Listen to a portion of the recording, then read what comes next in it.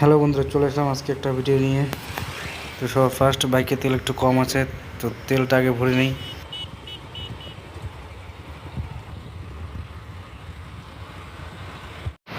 তো বন্ধুরা, আমি আছি স্টোরে রেন্ট কাটতে।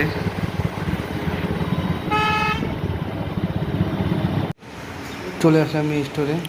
ওই পাশে স্টোর আলু ড্রাই হচ্ছে, তো অফিসের দিকে যাই চলো। এটা হলো স্টোরের অফিস। তো রেন্টটা এখানেই কাটতে হবে। আমার রেন্ট কাটা হয়ে গেছে, তো রেন্টটা এখন আমি ড্রাইভারকে দিচ্ছি। তার সাথে লেবার খরচা ও কাটা খরচা ড্রাইভারকে 200 টাকা দিলাম।